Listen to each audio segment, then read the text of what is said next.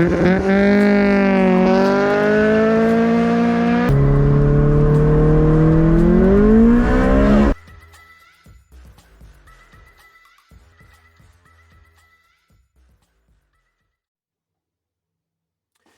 guys, in this video I'm going to be removing the EGR and just checking the EGR. Now, take notice of the turbo side of things. I'm currently filming another video where I'm changing the actual clamp on between the DPF and the turbo. The problem I've got is I've just driven straight into my garage and it's really hot. So whilst that's cooling down, I'm going to check this anyway because I'm going to check the EGR valve because I've got two problems at the moment. That's leaking and the EGR valve starts operating incorrectly. The car starts bouncing on idle after you drive it for about 5-10 minutes and it starts being really rough. Then I turn the ignition off, turn it back on again, idles beautifully. You drive it for a few minutes and then it starts again. So, and the error codes I'm getting are of the EGR on the dash, on the Insta software, sorry. So we're going to take the EGR off. We're going to check it. Hopefully it's not going to be too hot as well. And let's have a look. So it's quite simple really. It's not a hard job, it's just very awkward to get to. So all I'm going to do is remove this bolt from the airbox. I don't think this is supposed to be here. This is from a previous owner. So I'm going to remove that bolt from there. Remove the MAF sensor. Well, I'm not going to remove it, I'm going to disconnect it. Disconnect the MAF sensor. Disconnect the air feed to the turbo. Take the airbox off. I'm going to disconnect that pipe to the turbo because it just gets in the way. And then we're going to take off the EGR cooler and the EGR. I found it a lot easier doing that way because the EGR and cooler connected, they're bolted together, and it's very awkward. So if I take the cooler off as well, it's just a lot simpler. And I might as well inspect the cooler as well, see if that's blocked, which I don't think it is, but it's not going to be clean though, to be honest.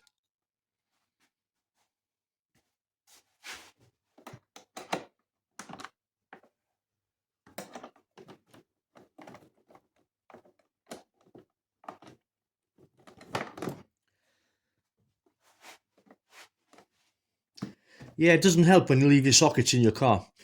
So I'm going to have to use little spanners today.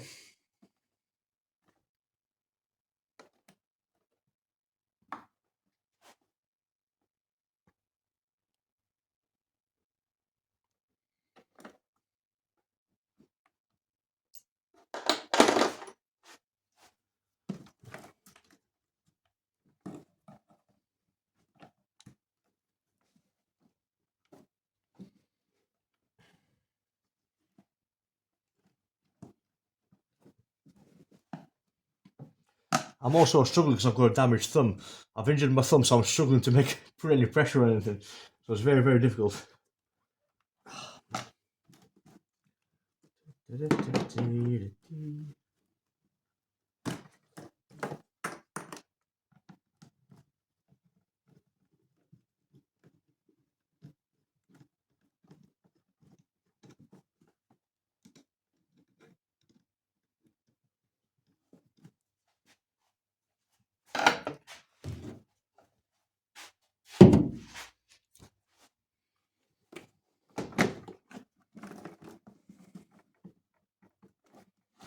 So when you lift this, it's not going to break, but you've got to tug it quite a bit because there's a clip.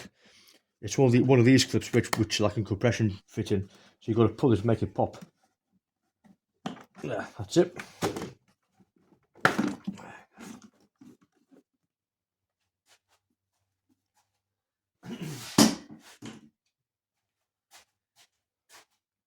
Okay, so that's your EGR cooler.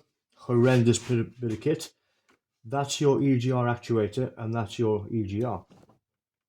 Now the EGR is bolted in this way to the cooler, and then it's bolted in that way by 2 bolts, I believe.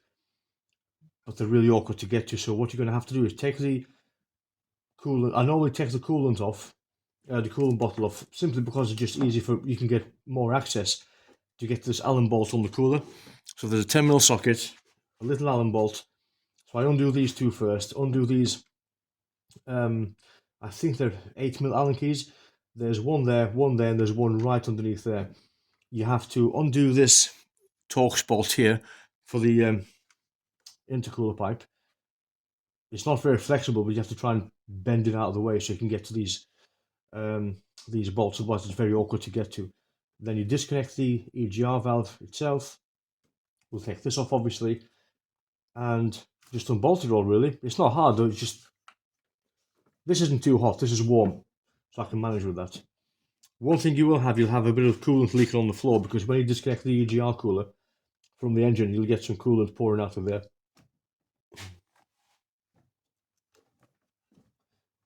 Now to remove this, you have a silver, I'm not sure if you can see that, but there's a silver clip over there, and you get a tool like this or a flat screwdriver and just pop it upwards and it comes straight off.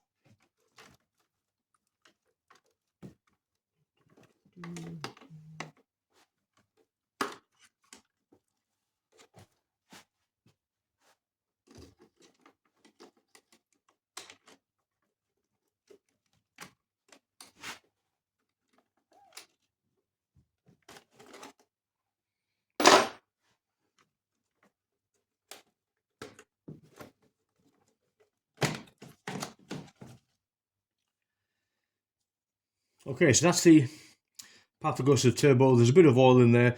A bit of oil is fine. I think there's a bit too much oil in there, but we've just changed we've just changed the turbo, so it should be okay. But that's kind of what it should look like. I know there's no oil in the intercooler pipe, so I'm not too worried. But that's basically the damage I've got. I've got a rip over there, so I've had to put the clamp on. But that's still, if I put my leak detector on this, it's probably going to come with a leak, which doesn't help the car at all.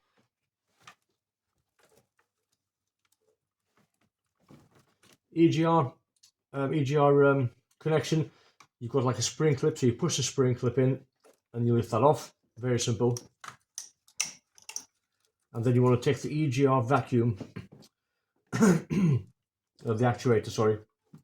It's a vacuum line where it goes to the actuator. This is what, actually, hang on.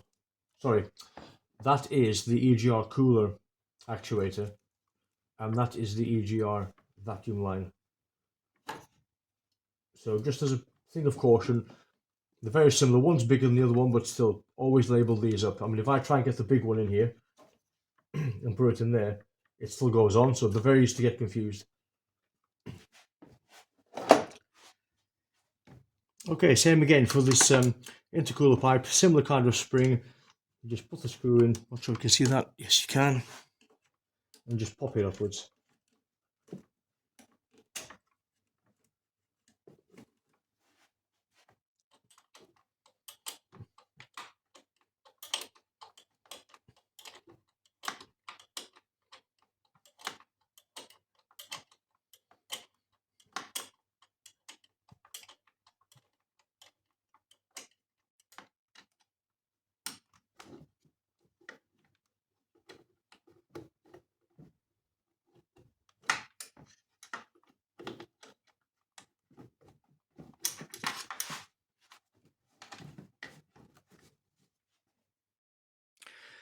Okay, so before we said there's 3 bolts on the EGR cooler, 1, 2, and there's one underneath.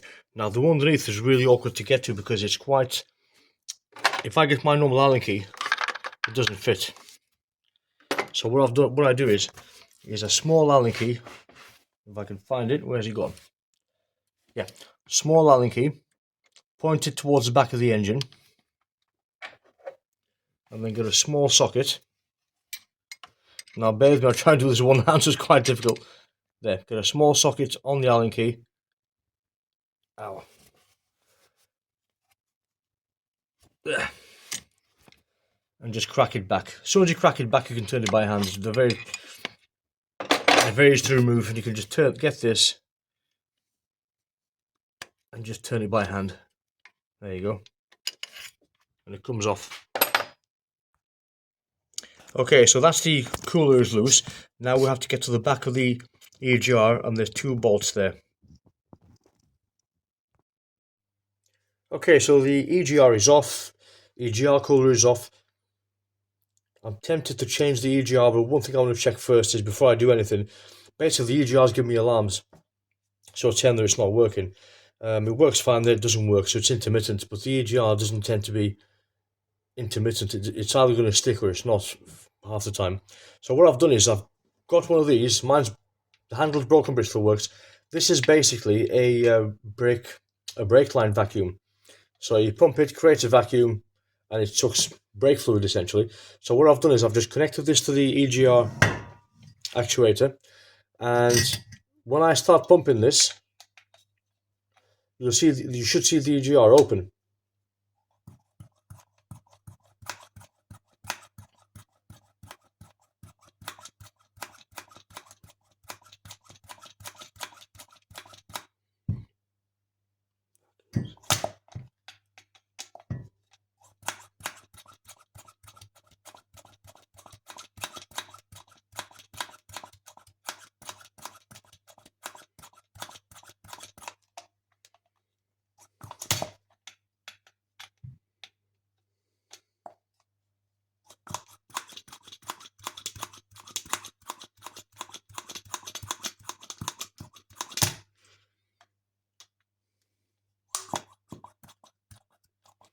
Okay, so I've pumped it up to about 520.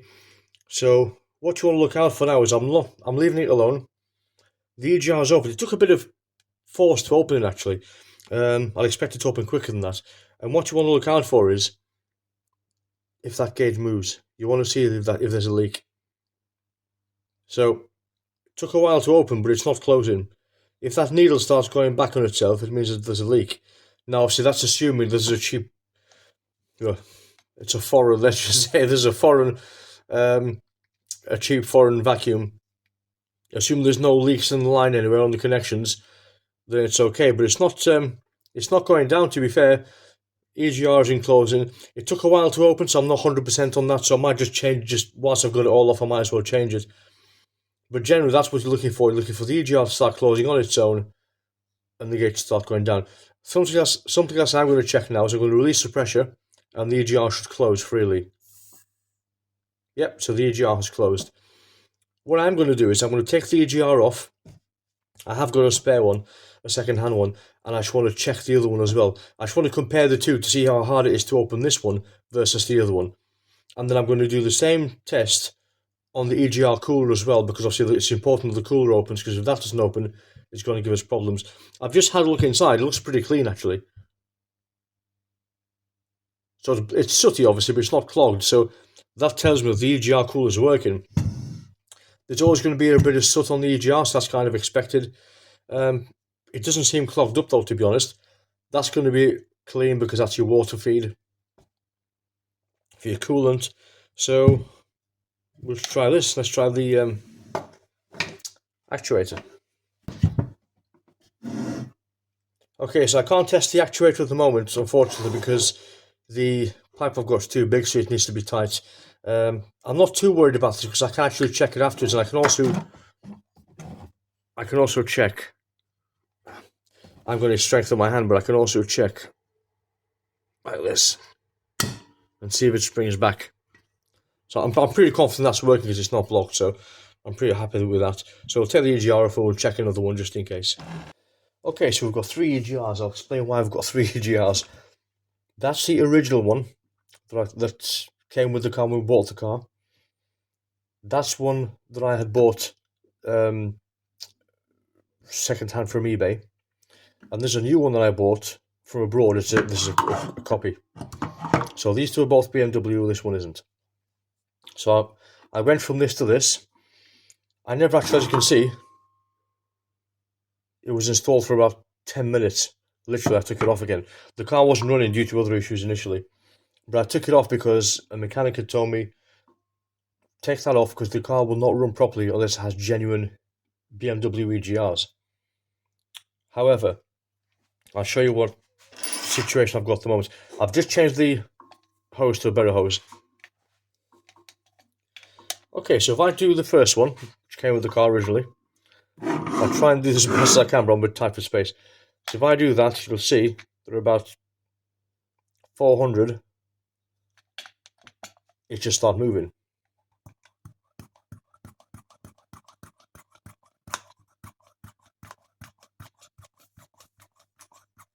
Oops, I was pressing that by mistake. Let's try that again.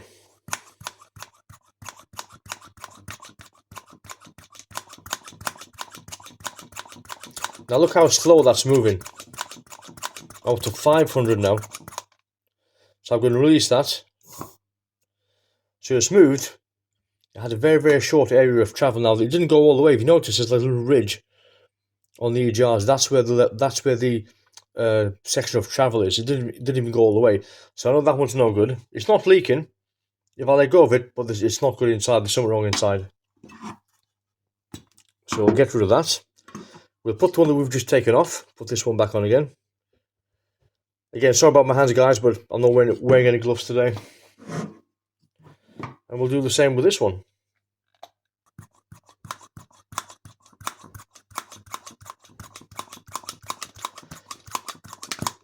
Okay, so it started moving very, very, very briefly. Not nowhere near enough. And we're at 500. Okay.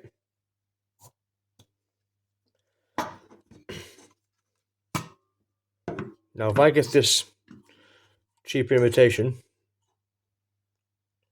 really, guys, there's only a spring inside there. It should work anyway, but so I'm going to put this one back on most likely, but we'll have a look. So if I get this one on,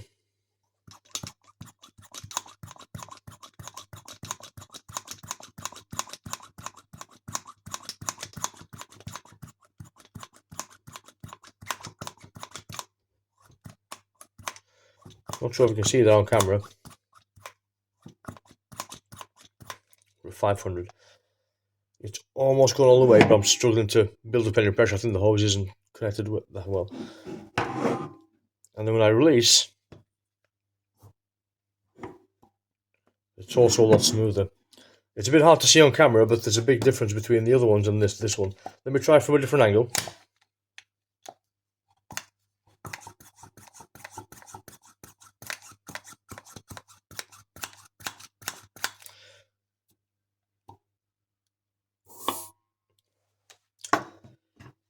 This seems to be working a lot better. I know you see some people on YouTube pushing these down. You shouldn't really be pushing this down because you can damage the spring inside. So if I do it on the old one, you can get this. And you can push it. It's quite hard actually. Again, I've only got one good hand. You can push it in and you should hear it spring in and spring back out again. Same again with this one. See, this one's a lot easier, but still difficult. I'm not going to do it on this because I've got to put this back in. But you shouldn't really be pushing it. You shouldn't really be pushing these with your hands.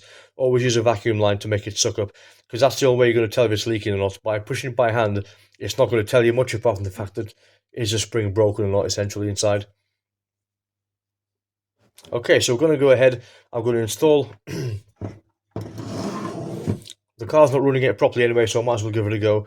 I'm going to install this EGR on the cooler, put it back on the car, and then we'll do the other work that we're doing in a separate video, and then we'll fire the car up. Okay, so the EGR is back in again, the cooler is back in, all the bolts are tightened. I forgot to mention before, be careful when you take the EGR cooler off so you don't lose this plastic pipe in there. And everything's all tightened up. We've put the coolant hose back on again. Because we took it off before and we lost some coolant, we've had to top up the coolant again, so be careful of that, please. And everything's reconnected, and I've just got to put the airbox back on again. Normally at this stage, what I'll do is I'll put the airbox back on again, and then I'll start the engine and I'll clear the EGR codes, because it will definitely have EGR codes, because I've disconnected the EGR, but I haven't disconnected the battery. However, I'm still filming some videos because I'm going to do a video on how to check the PCV valve, and also I've got to do that clamp now. The clamp's quite cold, so that's going to be a separate video. So it's just a case of put the airbox back on again, and that's it. What you'd also normally do is, which I will do after I've done the clamp, is do a leak test, a boost leak test. So that's it for this video, guys. I'm going to move on to the turbo clamp and the PCV valve.